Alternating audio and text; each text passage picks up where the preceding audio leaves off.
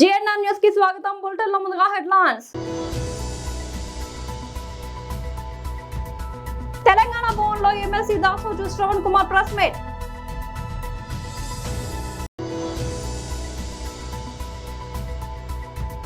BJP రాష్ట్ర అధ్యక్షుడు శ్రీ ఎన్ రామచంద్రరావు మీడియాతో మాట్లాడుతున్నారు.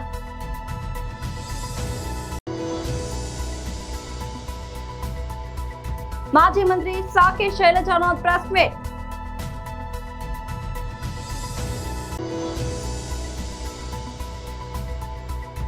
నాగర్ కర్నూలులో మంత్రి జూపల్లి కృష్ణారావు ఆకస్మిక తనిఖీ. తెలంగాణ భవన్లో MLC Dasoju Shravan Kumar press meet. ప్రత్యక్షంగా పరోక్షంగా ఎలక్ట్రానిక్ మీడియా ద్వారా తర్వాత సామాజిక మాధ్యమాల ద్వారా చూసేటువంటి 50 మంది తెలంగాణ ప్రజలందరికీ కూడా హృదయపూర్వకంగా నమస్కారం. ఒక ముఖ్యమైనటువంటి అంశాన్ని ఈరోజు మీ ముందు ఉంచేటువంటి ఒక ప్రయత్నం చేస్తూ ఉన్నాను. ఈ రాష్ట్రంలో ప్రజాపాలన పేరు మీద అధికారంలోకి వచ్చి ప్రజాకంటక పరిపాలన కొనసాగిస్తూ విచ్చలవిడి అవినీతికి పాల్పడుతూ ఒక దోపిడీ సామ్రాజ్యాన్ని ఇవాళ రాష్ట్ర ప్రభుత్వం నిర్లజ్జగా నిస్సిగ్గుగా ఈరోజు నిర్మిస్తుంది. గౌరవ ముఖ్యమంత్రి రేవంత్ రెడ్డి గారు నేను రియల్ ఎస్టేట్ వ్యాపారిని, రాజకీయాల్లోకి రాకముందు రాజకీయాల్లోకి వచ్చిన తర్వాత కూడా నాది రియల్ ఎస్టేట్ వ్యాపారం అని చెప్పుకుంటే పొట్ట కోసం ఎవరైనా ఏదైనా పని చేయొచ్చు, ఆయన కూడా రియల్ ఎస్టేట్ వ్యాపారం చేసుకుంటే తప్పేంది అనుకున్నాం. కానీ ముఖ్యమంత్రి కుర్చీలో కూర్చున్న తర్వాత కూడా మొత్తం పరిపాలనపై ఉండాల్సినటువంటి ఒక సోయి స్వార్థపూరితమైనటువంటి ఒక రియల్ ఎస్టేట్ దందాలకు ఇవాళ పాల్పడుతూ ప్రజలకు చెందాల్సినటువంటి ఆస్తులను కూడా రియల్ ఎస్టేట్ దందాలకు వినియోగిస్తూ ఇవాళ రాష్ట్రానికి తీవ్రమైనటువంటి ఒక రీతిలో అన్యాయాన్ని గురి చేస్తూ ఉన్నారు. శాశ్వతంగా ఇవాళ రేవంత్ రెడ్డి గారి ప్రభుత్వం శాపంగా మారింది. అటువంటి దుర్మార్గమైనటువంటి ఒక రియల్ ఎస్టేట్ దోపిడీ ఉదంతాలలో ఒకానొక ఉదంతం నేను ఈరోజు మీ దృష్టికి తీసుకొచ్చే ప్రయత్నం చేస్తాను. ప్రధానమంత్రి ఏక్తా మాల్, पीएम यूनिटी माल और प्रधानमंत्री एकता माल. ఈ ఏక్తా మాల్ అని చెప్పని మనకు మల్కం చెరువు, మనం గచ్చిబౌలికి పోతుంటే మల్కం చెరువు అని చెప్పని ఒక చెరువు ఉంటుంది ఎడం వైపు, కుడివైపు దానికి ఎదురుగానే ఏక్తా మాల్ అని చెప్పని ఒక మాల్ నిర్మాణం కోసం అని చెప్పని అక్కడ 6 ఎకరాల 12 ఎకరాల భూమిని అక్కడ తవ్వకాలు గివకాలు జరుగుతున్నాయి. ఇప్పుడు అక్కడ ఆ భూమికి వెనక వైపు దుర్గం చెరువు, భూమికి ముందు వైపు మల్కం చెరువు, చుట్టన్ని అద్భుతమైన పెలేషియస్ బిల్డింగ్స్, కూతవేటి దూరంలో T Hub, T Works, high end IT companies, పెద్ద పెద్ద బంగ్లాలు ఉన్నటువంటి ఒక అత్యంత విలువైనటువంటి ఒక ఖరీదైనటువంటి ఒక భూమి. ఇది ఫస్ట్ మనం అర్థం చేసుకోవాల్సింది. బీజేపీ రాష్ట్ర అధ్యక్షుడు శ్రీ ఎన్ రామచంద్రరావు మీడియాతో మాట్లాడుతున్నారు. మన ముఖ్యమంత్రి గారు అమెరికా పోవటానికి మినిస్టర్ ఆఫ్ ఎక్స్టర్నల్ అఫేర్స్ వారికి క్లియరెన్స్ ఇవ్వకపోవటం, అదేవిధంగా వారితో వెళ్తున్న బృందానికి మాత్రం పర్మిషన్ ఇచ్చి అక్కడ అగ్రిమెంట్స్, అదేవిధంగా ఇన్వెస్ట్మెంట్స్ కోసం జరగాల్సినటువంటి మీటింగ్స్ ఇవన్నీ కూడా చేసుకోవచ్చు అని చెప్పేసి కూడా పర్మిషన్ ఇవ్వడం జరిగింది. ఇదేదో రాజకీయపరమైనటువంటి ఒక నిర్ణయం అనేది కొంతమంది కాంగ్రెస్ పార్టీ వాళ్ళు మాట్లాడుతూ ఉన్నారు. దీని వెనుక ఎటువంటి రాజకీయం లేదు. ముఖ్యంగా ఎవరైనా ముఖ్యమంత్రిగానే, రాష్ట్ర మంత్రిగానే, కేంద్ర మంత్రిగానే విదేశాలకు సంబంధించినటువంటి ఏదైనా ఇట్లా పోతే వారికి కంపల్సరీగా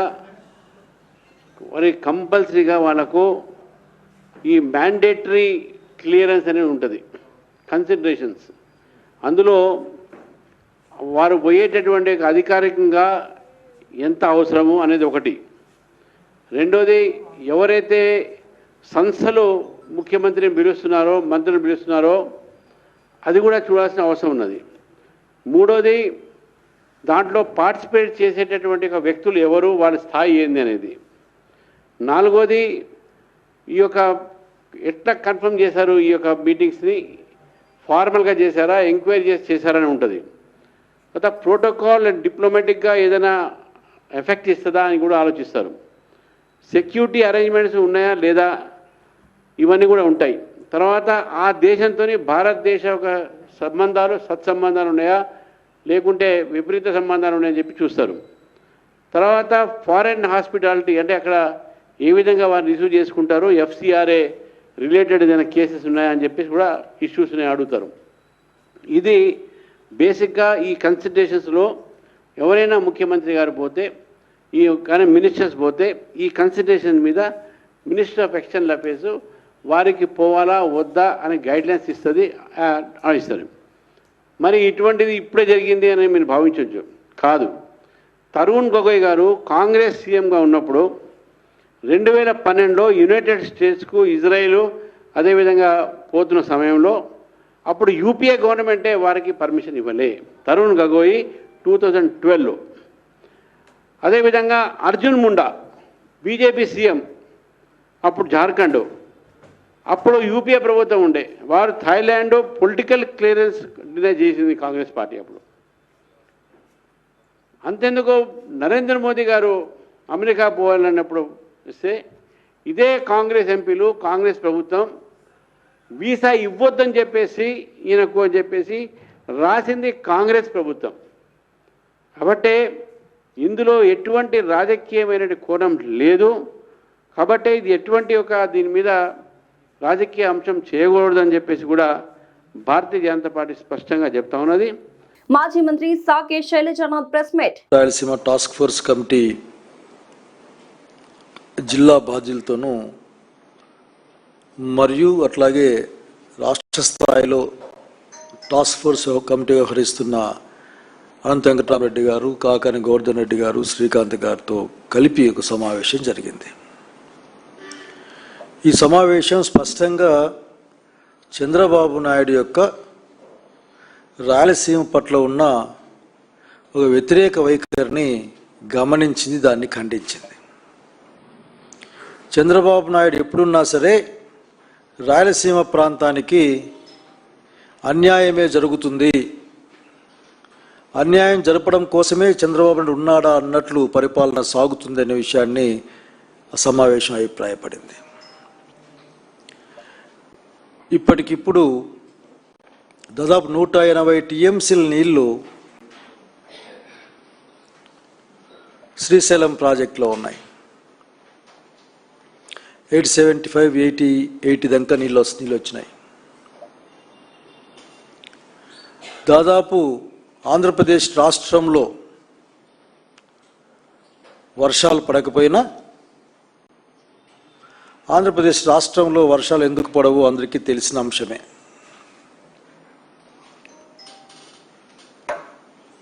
ఈ రోజున రాష్ట్రం మొత్తం మీద కరువు ఛాయ నెలకొడి ఉన్న ఎగువ ప్రాంతాల్లో వర్షం పడడం వల్ల ఈ రోజున శ్రీశైలం రిజర్వాయర్, శ్రీశైలం నీళ్ళు వచ్చున్నాయి. 885 దాని హైయెస్ట్ నిల్వ కెపాసిటీ అడుగులు, మీటర్లు. అయ్యా చంద్రబాబు నాయుడు గారు, మీరు మాట్లాడితే ఆ పంట వేసుకోవద్దు, ఈ పంట వేసుకోవద్దు అని సలహాలు ఇచ్చేకి ఈ మధ్య పూనుకున్నారు. రైతుల గురించి ఆలోచించకుండా రైతుల్ని భూముల నుంచి ఎట్లా దూరం చేయాలి, వ్యవసాయం నుంచి ఎట్లా దూరం చేయాలన్న ఆలోచనే మీకు ఎక్కువ ఉన్నట్లు కనిపిస్తూ ఉంది. మిమ్మల్ని అడిగేది ఒకటే, ఈ రోజున శ్రీశైలంలో నీళ్లున్నాయి. శ్రీశైలంలో నీళ్లున్న తర్వాత దాని పూర్తిలో సామర్థ్యానికి కూడా దగ్గరగా ఉంది. 215.581 టీఎంసీ దాన్ని నీళ్ళు వచ్చాయి ఇప్పటికీ. పూర్తిలో స్థానం దానికి అది ఇంకా ఇప్పటికి 185 దాకా వచ్చాయి ఆఖరికి. అంటే దాదాపు 90% పైన డ్యామ్ నిండింది. కానీ దాని మీద డిపెండ్ అయిన ప్రాజెక్టులు లేక దాని ద్వారా ముందు కొనసాగిన రాయలసీమ ప్రాంతానికి వచ్చే ప్రాజెక్టులన్నీ కూడా అరకొర మాత్రమే నిండి ఉన్నాయని చెప్తా ఉన్నాం. తెలంగాణ మంత్రి జూపల్లి కృష్ణారావు అధికారుల నిర్లక్ష్యంపై వినూత్న రీతిలో నిరసన వ్యక్తం చేశారు. ప్రభుత్వ కార్యాలయంలోని టాయిలెట్లను ఆయనే స్వయంగా శుభ్రం చేసి అందరినీ ఆశ్చర్యానికి గురిచేశారు. నాగర్ కర్నూలు జిల్లా పెంట్లవెల్లి మండల రెవెన్యూ కార్యాలయంలో ఈ ఘటన చోటు చేసుకుంది. మంత్రి జూపల్లి శుక్రవారం పెంట్లవెల్లి రెవెన్యూ కార్యాలయంలో ఆకస్మిక తనిఖీ నిర్వహించారు. అక్కడ దరఖాస్తులు ఫైళ్ల పరిష్కారంలో జరుగుతున్న జాప్యంపై ఆయన ఆరా తీశారు. అధికారుల పనితీరుపై తీవ్ర అసహనం వ్యక్తం చేసిన మంత్రి ఆర్డీఓతో పాటు ఇతర సిబ్బందిపై ఆగ్రహం వ్యక్తం చేశారు. అదే సమయంలో కార్యాలయంలోని మరుగుదొడ్లు అత్యంత అపరిశుభ్రంగా ఉండడాన్ని గమనించిన మంత్రి తీవ్ర ఆగ్రహానికి లోనయ్యారు. సిబ్బంది నిర్లక్ష్యానికి నిరసనగా ఆయనే స్వయంగా నీళ్లు పోసి మరుగుదొడ్లను శుభ్రం చేశారు. ఉన్నత హోదాలో ఉన్న మంత్రి స్వయంగా ఈ పని చేయడంతో అక్కడి సిబ్బంది విస్తుపోయారు. పోలీసుల తీరుపై తీవ్రంగా మండిపడ్డ ఎల్హెచ్పిఎస్ రాష్ట్ర అధ్యక్షులు గుగులోతు భీమానాయక్, విద్యార్థుల దాడిని ఖండించిన లంబాడి హక్కుల పోరాట సమితి జాతీయ ప్రధాన కార్యదర్శి గుగులోతు హరినాయక్, రాష్ట్ర ఉపాధ్యక్షులు బోడ లక్ష్మణ్ నాయక్, అడ్వకేట్ మోహన్ నాయక్, మహిళా సంఘం నాయకురాలు స్వర్ణలత విద్యార్థులు తమ సమస్యల పరిష్కారం కోసం జిల్లా కలెక్టర్ కార్యాలయానికి వచ్చి వినతి పత్రం ఇవ్వాలనుకుంటే వారిపై పోలీసులు దాడి చేయడం ఎంతవరకు సమంజసం అని ప్రశ్నించారు. జిల్లా కలెక్టర్ వచ్చి సమస్యను పరిష్కరిస్తామని ఒక్క మాట చెప్పి ఉంటే ఈ సమస్య ఉండేది కాదని, సమస్య చేసింది పోలీసులే అని ఎల్హెచ్పిఎస్ రాష్ట్ర అధ్యక్షులు గుగులోతు భీమానాయక్ మండిపడ్డారు. జిల్లా పరిపాలనా వ్యవస్థ, పోలీస్ వ్యవస్థ తమ చేతుల్లో ఉందని అనుకుంటే రాజ్యాంగం ఒప్పుకోదని, ఏం చేసినా నడుస్తుంది అనుకుంటే కుదరదు అని హెచ్చరించారు. విద్యార్థులు వినతి పత్రం తీసుకుని వెళ్తే సమస్య పరిష్కారం అయ్యేదని, కనీసం జిల్లా కలెక్టర్ విద్యార్థుల వినతి పత్రం తీసుకునే సమయం కూడా లేదా అని ప్రశ్నించారు. సమస్యను 4 గంటల సేపు మొత్తం ఈ కారణానికి కారణం ఆ కలెక్టర్ గారు, అక్కడ ఉన్న పోలీసు సిబ్బంది, సిఐ గారు, అక్కడ ఉన్న ఎస్ఐలు. మేము ప్రశ్నించదలుచుకున్నాం ఈ జిల్లా ఎస్పీ గారికి, ఈ జిల్లాలో మీరు కూడా ఒక ఉద్యోగి, యావత్ యంత్రాంగానికి బాధ్యత వహించాల్సిన ఎస్పీ గారు మీరు. అదే మీ సతీమణి గారు కలెక్టరు. మేము భార్య భర్తలం, మాది ఏమైనా చెల్లుతుందంటే చెల్లదు. భారత రాజ్యాంగం ఉంది, భారత చట్టం ఉంది. మేము అంబేద్కర్ బిడ్డలం, పూలే వారసులం, భగత్ సింగ్ తమ్ములం. మేము ఈ జీవిత చరిత్రలు చదివి మీ లెక్క ఉద్యోగం చేసి కరప్షన్ చేసేటోళ్ళం కాదు. మేము రౌడీలం కాదు, మేము గుండాలం కాదు, మేము వ్యభిచారులం కాదు, మేము గంజాయి అమ్మేటోళ్ళం కాదు, మేము నల్ల వ్యాపారం చేసేటోళ్ళం కాదు. ప్రజా సమస్యల మీద నిరంతరం పోరాటం చేసే భారతీయులం. మేము భారతీయులం. అసలు మొత్తం న్యూసెన్స్ చేస్తున్నదే మీరు. న్యూసెన్స్ ను ఆపాల్సిన వాళ్ళు న్యూసెన్స్ చేస్తున్నారు. డాక్టర్ బిఆర్ అంబేద్కర్ ఏం చెప్పిండు? అందరూ సమానమే అని చెప్పిండు. మీరు సమస్యను జీవో 97ను మేము రద్దు చేద్దాం, పై ప్రభుత్వానికి పంపిస్తామని చెప్పి పెద్ద సమస్య అయిపోయింది. సాయి కుమారు ఇంకో 2 సెకండ్లు అయితే ఈ రోజు అంతిమయాత్ర జరిగేది. సాయి కుమార్ ఏమైనా రౌడీ సీడ్రా? ఏమైనా నల్ల వ్యాపారం, ఏమైనా బెల్లం అమ్ముతాడా, ఏమైనా గుట్కా అమ్ముతాడా? వాళ్ళపై చర్యలు తీసుకోకుండా నిన్న సాయి కుమార్ విద్యార్థులను చిత్రబాదీలు. మేము ఒక్కటే డిమాండ్ చేస్తున్నాం, ఆ సిఐ గారు రేపు 10 గంటల వరకు నాది తప్పైందని క్షమాపణ కొడితే, మేము మానవతావాదులుగా క్షమాపణ కొడితే మేము ఈ ఉద్యమాన్ని ఆపేస్తాం. లేని ఎడలా సస్పెండ్ చేయాలి. ఈ 2లో ఏదో ఒకటి చేయకపోతే అదే విద్యార్థులను తీసుకొచ్చి ఎల్లుండి 10 గంటలకు ఈ పోలీస్ స్టేషన్ ముందు ఆ వేలాది మంది విద్యార్థులతో మేము ధర్నా నిరసన కార్యక్రమం చేయబోతున్నాం. లేని ఎడల మాపై ఎన్ని కేసులు పెట్టండి. మాకు కేసులు కొత్త కాదు, మేము రౌడీలం కాదు. ఎన్ని రోజులైనా ఆ పుస్తకాలే చదివి, మేధావుల పుస్తకాలు ఆ జైల్లోనైనా చదువుకుంటాం. కాబట్టి చర్యలు తీసుకోవాలని మేము ఈ సందర్భంగా డిమాండ్ చేస్తున్నాం. శ్రీ వరలక్ష్మి వ్రతం సందర్భంగా కోంపల్లిలోని తన నివాసంలో మల్లారెడ్డి విశ్వ విద్యాపీఠ్ వైస్ చైర్మన్, మాజీ మంత్రి చామకుర మల్లారెడ్డి కోడలు డాక్టర్ ప్రీతిరెడ్డి ఘనంగా వరలక్ష్మి పూజ నిర్వహించారు. అంగన్వాడీ ఆశా కార్యకర్తలతో కలిసి భక్తి శ్రద్ధలతో పూజలు నిర్వహించిన అనంతరం మహిళలకు పసుపు కుంకుమ తాంబూలం అందజేశారు. మహిళలు, చిన్నారుల సంక్షేమం, పోషణ, ఆరోగ్యం, సమాజ సేవలో అంగన్వాడీ ఆశా కార్యకర్తలు అందిస్తున్న విలువైన సేవలను గుర్తించి వారిని ఈ సందర్భంగా సత్కరించారు. ప్రతి కుటుంబానికి ఆయురారోగ్యాలు, సుఖ సంతోషాలు, ఐశ్వర్యం, శాంతి, శ్రేయస్సు కలగాలని వరలక్ష్మి అమ్మవారిని ప్రార్థించినట్లు డాక్టర్ ప్రీతిరెడ్డి తెలిపారు. వరమహాలక్ష్మి శుభాకాంక్షలు.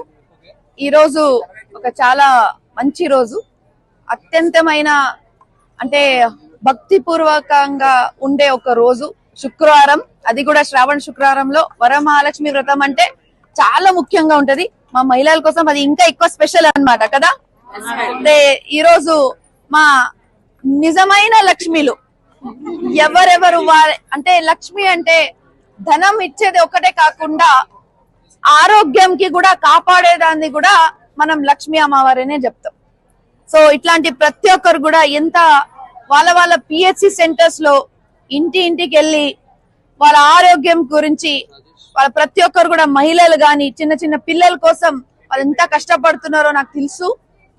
వాళ్ళ డెలివరీస్ గాని లేకపోతే వాళ్ళకి చేరుకోవాల్సిన మందులు గాని, చిన్న పిల్లలకి వాళ్ళకి కావాల్సిన ఎడ్యుకేషన్ గురించి గాని ప్రతి ఒక్క విషయం గురించి వీళ్ళందరూ పట్టించుకుంటారు. కాబట్టి ఈ రోజు నేను అనుకునేది ఏంటంటే, మనం జనరల్ గా వరమహాలక్ష్మి వ్రతం రోజు మా చుట్టాలకి పిలుస్తాం, మన ఫ్రెండ్స్ కి పిలుస్తాం. వాళ్ళందరూ ఎట్లయినా చాలా సంతోషంగా ఉన్నారు, ఇంకా ఎప్పటికీ అట్లానే ఉండాలనుకుంటా. కానీ ఈ రోజు నాకు ఒక ఐడియా వచ్చింది ఏంటంటే, మన మహిళలు ఎవ్వరు కూడా ఇట్లాంటి రోజు వాళ్ళ ఇంట్లో ఈ రోజు కూడా కష్టపడుతున్నారు. ఈ రోజు కూడా నేను వాళ్ళకి చెప్పిన, ఈ ఒక రోజు నా కోసం భోజనానికి రండి, మీరందరికీ పసుపు బొట్టి ఇచ్చే అవకాశం ఈ రోజు ఉంది.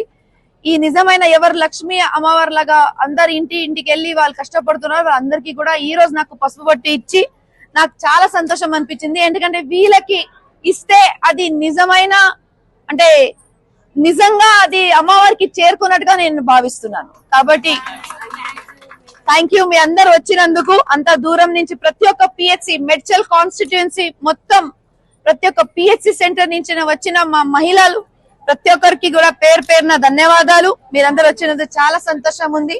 ఇట్లానే ప్రతి ఒక్క సంవత్సరాలు కూడా డిఫరెంట్ గా అంటే ఎవరికి అవసరం, ఎవరు మన కోసం కష్టపడుతున్నారో వాళ్ళని పిలిచి వాళ్ళ కోసం నేను పసుపు బొట్టు ఇవ్వాలని నేను ఆశిస్తున్నాను, కోరుకుంటున్నాను. ఇట్లానే ప్రతి ఒక్కరు మీ ఆశీర్వాదంతో నేను ప్రతి ఒక్క సంవత్సరాలు ఇట్లానే చేయాలని అనుకుంటున్నాను. Thank you so much. Karimnagar జిల్లా గన్నేరువరం మండలం కేంద్రంలో జరిగిన బీఆర్ఎస్ డబుల్ రోడ్ నిర్మాణానికై మహా పాదయాత్ర చేపట్టిన బీఆర్ఎస్ పార్టీ కార్యకర్తలు గన్నేరువరం మండల కేంద్రంలో ప్రారంభమైన మహా పాదయాత్ర మాదాపూర్, హనుమాజ్పల్లి, జంగపల్లి, కొండాపూర్, గుండ్లపల్లె వరకు పెద్ద ఎత్తున పాదయాత్ర నిర్వహించిన పార్టీ శ్రేణులు.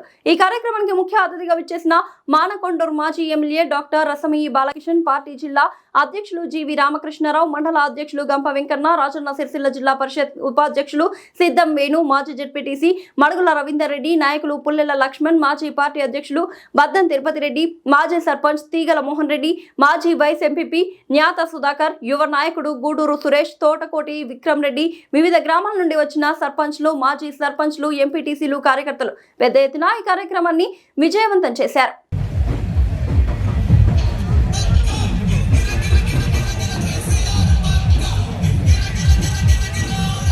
మన రసమయ్య గారు మరియు అదేవిధంగా జిల్లా బీఆర్ఎస్ పార్టీ అధ్యక్షుడు జీవి రామకృష్ణరావు గారు మరియు అదేవిధంగా పక్క జిల్లా అయినటువంటి సిరిసిల్ల అందరికీ పేరున శిరస్సు వంచి పాదాభివందనం చేస్తాను. అదేవిధంగా పాత్రికేయ మిత్రులకు కూడా కోరేది ఒక్కటే, రోడ్ వచ్చేదాకా మీరు విశ్రమించద్దు, మమ్మల్ని విశ్రమించనీయద్దు. దయచేసి ఏంటంటే నిజాన్ని వెలుగెత్తి గొంతెత్తి చాటినప్పుడే పత్రికా స్వేచ్ఛ కాపాడినట్టు అవుతుంది. మిత్రులందరికీ మీకు కూడా పాదాభివందనం చేస్తున్నా. ఈ రోడ్ అయ్యేదాకా మీరు విశ్రమించొద్దని చెప్పి తెలుపుకుంటూ, అయ్యా కొమంపల్లి గారు, మీరు 2022లో ఇదే పాదయాత్ర ఇక్కడనే చేసిరు. అప్పుడు ఏమి హామీలు ఇచ్చిందంటే, ఇట్లా చిన్న పిల్లలకు కూడా చాక్లెట్ ఇచ్చినట్టు, అయ్యా నేను వస్తే 6 గ్యారెంటీలు 1 హామీలు ఇస్తా, నేను రోడ్ వేస్తా, మీరు రసమైన శాతం అయితే లేదు అని నానా ప్రగల్భాలు వరకు నానా రభస చేసి మా రసమైన బదనం చేసిన బిడ్డ. కార్యక్రమానికి ముఖ్య అతిథిగా చేసినటువంటి మన మాజీ శాసనసభ్యులు రసమయ్య బాలకృష్ణ గారికి, అలాగే మన నాయకత్వం రసమైన డబుల్ రోడ్డు ఏదైతే గతంలో పెద్దలు రసమయ్య బాలకృష్ణ గారు శాసనసభ్యులుగా ఉన్నప్పుడు గన్నేరువరం గ్రామాన్ని మండలంగా తీర్చిదిద్ది జిల్లా కేంద్రం నుండి మండల కేంద్రం వరకు డబుల్ రోడ్ ఉండాలని చెప్పి ఒక ఆలోచన విధానంతో సుమారు 72 కోట్లతోని ఆ రోజు డబుల్ రోడ్డు శాంక్షన్ చేయడం జరిగింది. బులెటిన్ ముగించే ముందు హెడ్లైన్స్ మరోసారి. తెలంగాణ భవన్లో MLC Dasoju Shravan Kumar press meet.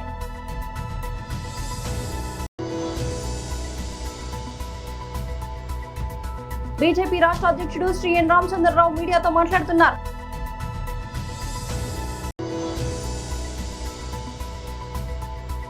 మాజీ మంత్రి సాకే శైలజానాథ్ ప్రెస్ మీట్.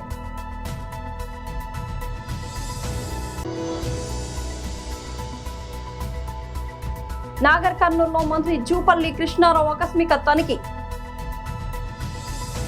ఇది వాళ్ళ బులెటిన్ అప్డేట్. మరొక బులెటిన్లో మళ్ళీ కలుద్దాం. అంతవరకు సెలవు.